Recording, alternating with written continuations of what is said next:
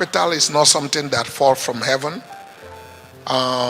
If you are an entrepreneur, the first thing you do, you create capital, because if you want to know the truth, every one of us here are little creators. So how do you create capital? Is have a knowledge of what you want to do and demonstrate to anybody that this thing you know is visible and there's a substance out of what you are talking about. I've never seen any good business that you cannot finance. Many times you struggle financing business that are speculative in nature, that has no substance. So if you have a business that have no substance, you are the person who need to prove to people that this thing work. Even till tomorrow, if you come to me today or anybody and show the person, look, my capital didn't fall from heaven. I struggle. 200 naira is not what I built Coscharis. I've been in about 5 partnerships before I established Coscharis. There was some struggling as a young man. At a time, I met somebody to say, if you give me 5,000 naira, I will make it 10,000 by the end of the year. It may not sound something big to you, but that is 100% return on investment. That's what it means in 1 year. The person knew I was doing something and can relate to the things I was doing. And he dared me and gave me 5,000 naira. That year, I made 18,000. The total money, actually, I grew the total cash to 18,000. The same thing I'm telling you about integrity. I went back to him and made the account to him. I told him the whole money was 18,000. He didn't believe me. That man would have been 50% owner of Coscharis today. What he said is that if what I'm telling him is true, I should bring back the first 1,000 he gave me, and I should return, give him additional 5,000. I should take the rest. I did something smart. I went back to his house that evening, and I went with only 8,000 naira. I said, this is the 5,000 you gave me originally. This is 3,000. But give me 3 more months to turn my business around so that the goods is not obsolete. I will return you the other 2,000. He said, yeah, this is about 60% return on his investment. And in 3 months, I went and gave him back his 2,000. I completed the money, 10,000. That year ended, I made 36,000 from that money. In the second year of it, I made 360,000. So, if you have something doing that people can relate to, that you can articulate and explain it to somebody and say, I started this thing from here, this is where it is now. I can grow it further. It's suffering for cash. There are a lot of people who have money who are earning 8% or 10% in the bank, and they will be willing to venture into your business. But they want to see, where are you coming from?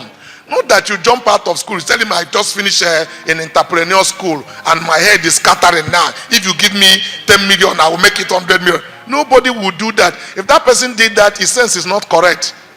Once you say, I marry you, you marry him or her for everything. And that's why I tell people, don't be in a hurry to say, I do. Don't be in a hurry. Don't say, let me help this man. Let me help this woman. No, it is long time I've been moving with him. If I don't marry him now, it will look like he get as he be. Because you are making the most important decision in your life. You don't marry people out of sympathy. And if you love a man or a woman to marry him, if you are the person, and I can also tell you this so that you can get it right. After I got married with my wife, his parents doesn't want us to get married. Not his parents, his uncle. And his uncle problem is that this boy, you can imagine, this is actually on Sunday Sunday 2 days ago was my 40th anniversary. So this young man has been married for 40 years. I was in church and I saw this beautiful young lady, dark in complexion. If she smiled, her eyes glitter. It shocks you like electric. My pocket was empty, completely empty. I'm not 20. I was 18. I raised my hand. I said, Lord, I claim her in the name of Jesus Christ. And 4 or 5 other men were competing, but my faith was stronger than the rest of all of them. If my glamour is still what it is today, the way it's jamming each other, you can imagine what it is 40 years ago. Capital letter, jam small letter. They are moving back and like that. My easy was jamming my walls, and they were going left and right. His senior brother was a medical doctor, and his uncle was a medical doctor. And I'm trying to enter. Even my mother told me, you like to put your hand where you like to put something where your hand no go reach. When I told her that I found a lady, asked me who it is. I told him the person, said, please forget it. You are not in that league. But I am a man who saw tomorrow. I knew what is going to be today. And you can imagine if I am getting married at 19 years plus. I wedded my wife before 20. Yes. By 14, I had a clear vision where I want to go in life. And I wrote them down. One of them is that I will marry before I turn 20. One is that I want to buy my first car before I turn 22. One is that I want to be a millionaire before 24. That's what we talk about vision. I didn't get time to say those things to you. And I wrote them down, and each night before I go to my bed, I pray over them. I got married at 19. Not with ease. Dr. Dozie Ikedife shot me 3 times and said, if you see me in that home, you will kill me. He said, what did I do to Charity that she listened to me? And to Charity, I said, you are silly. How old are you? What is making you to think that this man has anything to offer to you? But you didn't know what happened. I am a Christian. I became a Christian at the age of 14. I gave my life to Christ. And this young lady was going back to school. I was giving her a lift, and I jammed the brake of the car, and her boss hit me at the back. She turned to me and says, since when? I said, since what? He said, since when? He asked me a question looking straight into my eyes, and she got down and got offended and walked back. I said, she's expensive. If I die, I will marry her. Whatever it costs me, I will get it. Make these things difficult for some young men so that you know whether they truly love you or not. Not be in a hurry like you are left over. The question, yeah, that's the problem. That's the problem. That's the problem. Make it difficult for some of them. It was a heel tax. We got married. As a matter of fact, I told people yesterday on Sunday, I said, my wife senior me by 1 year. And one of you will ask, why did I say it? I say it because I am proud of her. If I have opportunity, I will marry her all over again.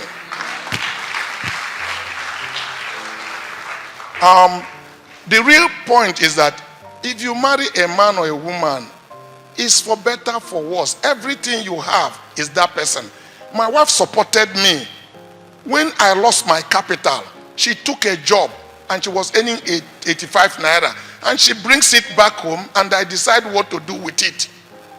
It doesn't make me, when things went back, because I am a man who believed in dignity of labor. I went to Nkwonewi market. I dropped a scale. If somebody climb it, I collect 10 kobo. Scale somebody brought for me during our wedding time. I would like to walk. People were laughing. I said, it's premature. They are laughing. It's too quick. They should wait and see what the future will be. So nobody didn't go difficulties. If you need to support your husband, please support him and make him feel dignified in supporting him. Don't ever because man has ego. If you want to get the best of your man, praise him every day. Tell him there's no man like him, that it is him you are depending upon, even though you are giving him food. Corruption is a cancer.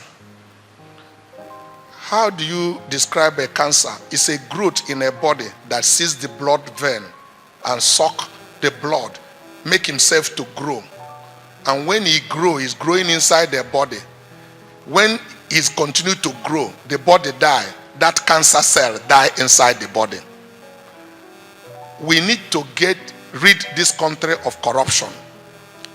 But I will explain it so that you can understand, because many times people ask me, you mean you don't give people money? How do you manage in Nigeria of today?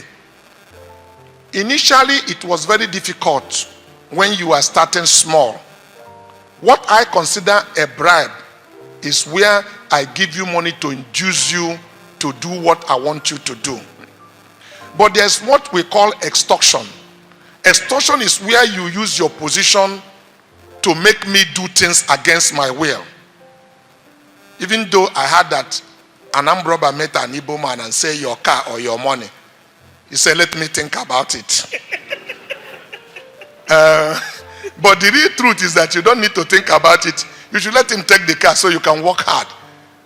But if you put a gun on my head and say my life or my money, I tell you, take the money now. The money does not own me. Who I am is in me. You take that one, go, I can be able to work hard and maybe create something else. But when you grow, get your business to a certain level, you have muscle to shout and to negotiate. And I am sure you will not believe this to be truth. I will actually advise you, don't build, part of the thing I didn't say before, don't build your business against government contract. That's a wrong model. You can make money out of it, but if you truly want to believe me, you will be more independent if you create a business that stands on its own.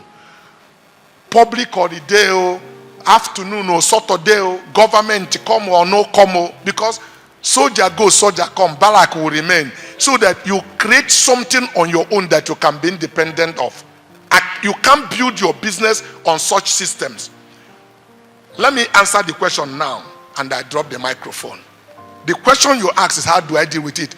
I deal with it today effortlessly. Nobody can put me, the stage I arrived today. If I tell you there's a job worth $86 million I won last year, I never spoke to anybody. I didn't discuss with the head of the department or anybody, but I won it purely on merit and what I believed in. Now, if I finish doing this job and decided to show an appreciation, that's not corruption. That's my own this is my own decision, because I have even done it to some people and said, you are embarrassing me. Why do you want to do this? You didn't ask me. I said, but you didn't ask me for money. But it's a different thing if I have consignment in the port and a custom officer knew that I'm importing piston ring for automobile, and he go and quote tariff of the ring that is in the hand and tell me that this is the head tariff and that I have to pay 85% duty, and I'm arguing with him. The demurrage is accruing on my goods, and he's taking his position because he knows he's never going to be disciplined anyhow. We can stay there for 3 months. If I don't give him money, I'm not a smart business person, because it's what he asks, I give him so I can carry my consignment and go away. Because while I'm waiting, the bank interest rate is also accumulating, and the possibility of me defaulting on the transaction. So it's relative what you have in mind by this question. But I've tried to answer it in many ways so you can choose if it fits what you have in mind. God bless you.